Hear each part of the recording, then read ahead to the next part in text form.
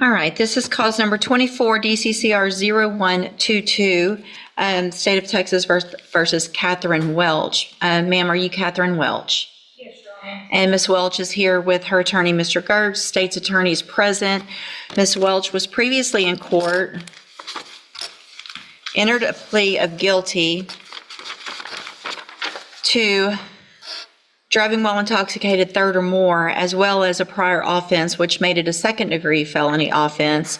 There was no agreement with regard to punishment. I have received the pre-sentence report, and has everyone had an opportunity to review that report?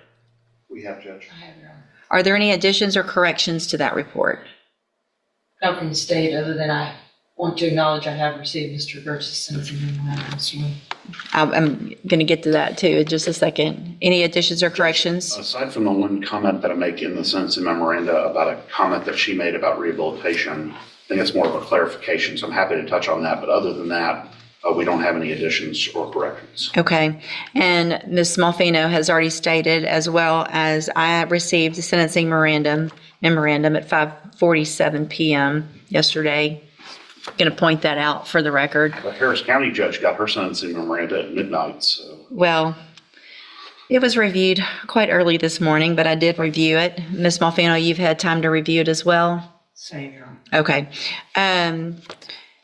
Other than that, I think you all should have a couple, there's only a few, but there were some jail incident reports that should have been provided to counsel. Did you both receive those as well? Yes, Judge. I did. Okay. Is everyone ready to proceed with sentencing then? Yes, Judge. Yes. All right. Mr. Gertz, do you have witnesses? I'm not going to call any live witnesses unless the court requires it. When we have a person present from the Dream Center, if the court wants to inquire about that, I would essentially let her come up and talk if you want to have that conversation. But Okay. Buckle up, guys. Today we are going to witness a courtroom moment where everything hangs in the balance. The judge opens by confirming a guilty plea to a felony DWI with no punishment agreement in place. Everyone acknowledges the pre-sentence report, the memoranda, and the jail records. From the very start, it's clear this isn't routine. This hearing isn't about guilt anymore. It's about whether redemption is possible or whether the past will decide the future. I think, our focus here is going to be on the topics that we talk about or write about in the sentencing memo, and, just sort of allowing, if the court decides to do what we're asking you to do, we are open and welcome to whatever the court requires of her Sure. to enter and successfully complete. We just wanted you to have that option on the table as well. That Okay. is an option that doesn't cost the court anything. Right. The state anything. And for the record, I'm aware of the Dream Center and their program and what they do. And so if I have any specific questions, if we get to something where I would need that, then I appreciate them being here and I'll ask those questions. Ms. Malfino, does the state have any witnesses? No, Your Honor. All right, then argument. Judge, I want to, I recognize this is a unique case and a unique ask that we're making here. This is not something small that we're asking for. I have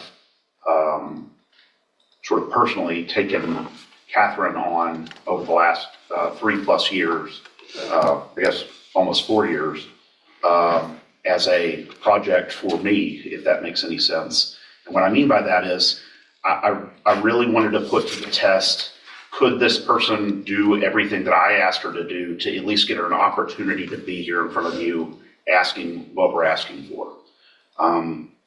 She exceeded my expectations by doing the 90-day inpatient rehabilitation.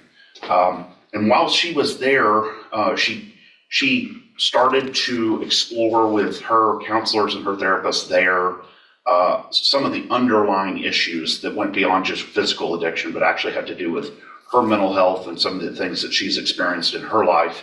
I'm not going to detail them on the record, but the court is aware of what those things are. Incredibly traumatic events that I think she had repressed and had never really addressed and explored. And so those counselors recommended not just aftercare, but a specific outpatient program to address some of the trauma issues that she's had. She went and checked into that program, stayed for basically a year, And again, did everything we asked her to do.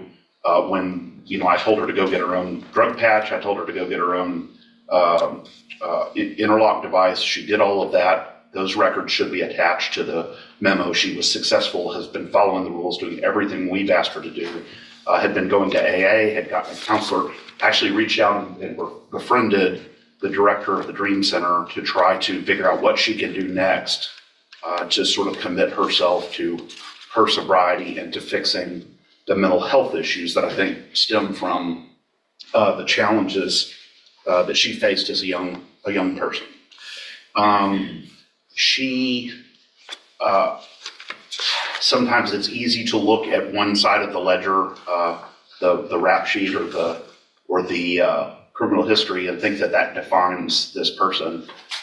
What I have been fortunate enough to do is to really dig down and get to understand her as a human, and see that all the progress she's made, all the effort she's made, and see what she's done well and all of the problems that she's been addressing well.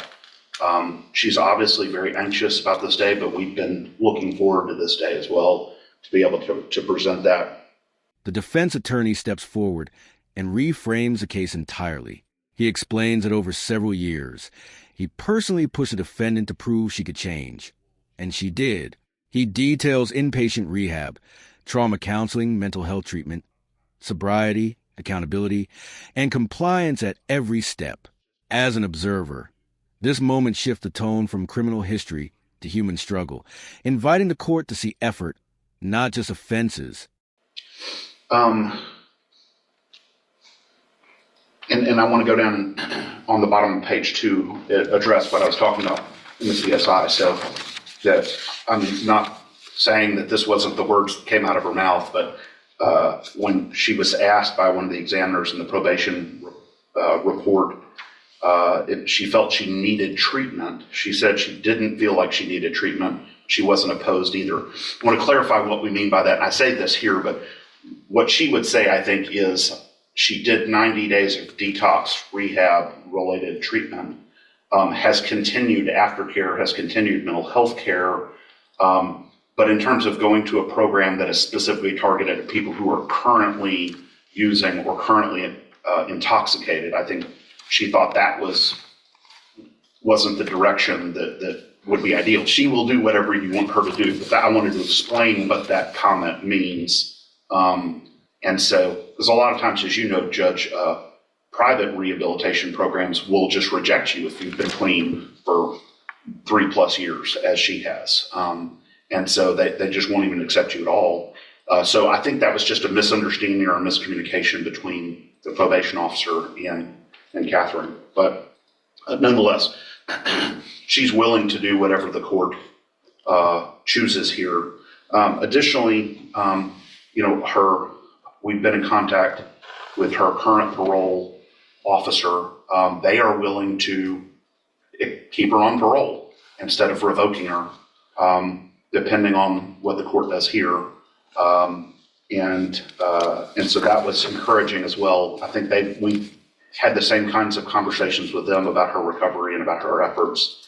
And so I think that was an encouraging sign from them. And then finally, Judge, you see, we didn't want to focus too much on support from the community because, again, this isn't just a run-of-the-mill case. This is a different focus. But she is married. She has a family. She recognizes the impact that all of this has had on her family and her relationships, the strain it has put on her husband, both financially and also emotionally. And she accepts responsibility for that and is asking the court to consider this extremely rare position that we're asking the court to take here. Obviously, if the court would like her to address the court, she is happy to do that, or I'm not sure how you want to proceed on that. Okay, thank you. Ms. Malfino? Judge, I don't envy the position that the court is in this morning. I do take very seriously the comments of Mr. Gertz. I take him at his word for that, and I hope that all of those things are true. It's difficult for me as a representative of Jefferson County and the state and the citizens that were on the roads every day to stand up and say, I agree with probation, but I don't disagree with the things that Mr. Gertz has said and the information that is in his sentencing memo. To play that other side of the coin, does it suggest that she received the benefit of the doubt already by me waiving the habitual status that she could have been facing based on her number of priors? Does it seem in good conscience that I can say I ignore all of those priors? Absolutely not. But obviously, we have seen that her multiple trips to the penitentiary have resulted in no change of behavior until hopefully now in these last 3 years. And I do sympathize with Ms. Welch as an individual. Again, it's hard for me as a district attorney, assistant district attorney, to say that I concur with the punishment being probation, but I don't, again, disagree with the comments that Mr. Gertz has. We've had multiple conversations about this case. I know he's worked very diligently at it. I don't really know, Judge, and that's why it's before you, that putting her in prison for 20 years and her getting out in 2 versus an extensive probation period where she could continue the recovery she's been doing is a better option. But again, I don't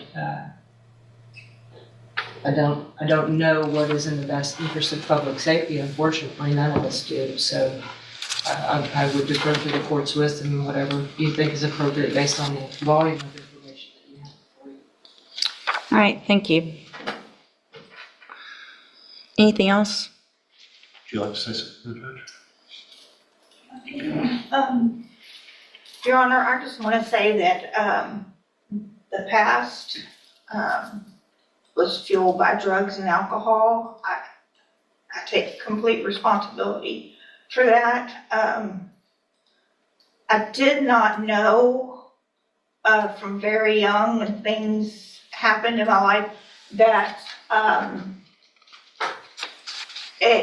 it could have been, some of it could have been treated and stopped earlier if I had gotten help for my mental health.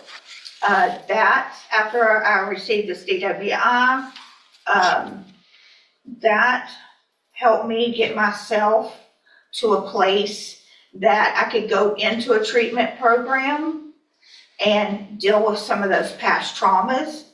In the past, I didn't. I medicated and drank to just forget about the pain, just numb myself out. I didn't know how else to deal with that until when I got on my mental health meds, and I had bipolar, I had PTSD, and my mind back then was very chaotic. And I just want to say, after I had my mental health meds, I was able to go through treatment at Santa Maria in Houston, and that place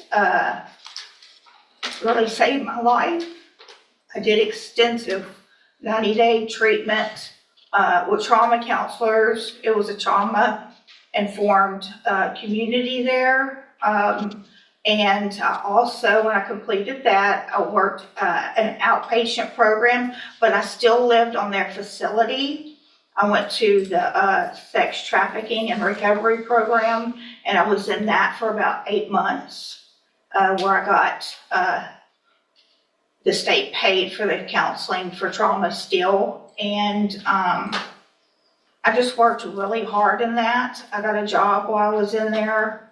And then once that program was over, I moved to a sober living facility in Oxford House in Spring, and I worked there until I felt like I was strong enough to come home and do what I needed to do. And I was in the complete program for right out of a year. And I'm sorry, I'm very nervous today, and I know that my past record is, like Brian said, atrocious. But you know, the things that I had to deal with within myself from when I was a little girl, those are things that you don't go to prison, even in their programs there, that you don't talk about. It's just, you just don't. And I'm asking you, please do not send me back to prison. I want to move forward. I have moved forward in my life, and this year that I've been in jail has given me more time to think and know that I am definitely headed in the right direction. I have a sponsor. I attend AA at home. I had moved on with my life as far as I could with my sobriety. I mean, I knew this charge was out there. And I think I made some good, really good choices with my Mid-County AA friends. They've helped me a lot. And I am open to anything. I will abide by all the rules and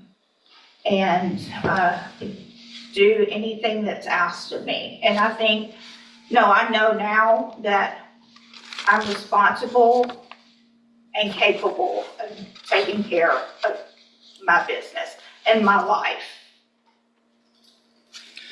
Thank you. The defendant addresses the court directly, and the room quiets. She speaks about addiction, untreated trauma, mental illness, and the choices she made to numb pain rather than confront it. She describes years of treatment, sober living, work, and rebuilding stability. From the outside, this is the emotional core of the hearing. A raw plea not for denial, but for mercy, grounded in responsibility and a belief that change has finally taken hold. So, Ms. Welch, Ms. Malfino probably said it yet best, and I get this often, and they don't envy my position, and this is the worst part of my job. But I worked hard to get here, and it's my job.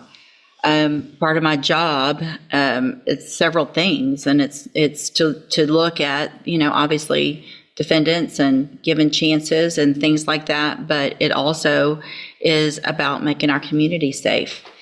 And I have to look back. This is your 10th DWI. It's not your 5th. It's not your 8th. It's the 10th. And while I understand the trauma that you went through, that you've been to Safe P 3 times, you've been given opportunities on probation where they were revoked. You've had opportunities while you were on parole to do what you have done now. And while I appreciate what you've done, and I think that's great, and my goal isn't to, to stop any improvement, but I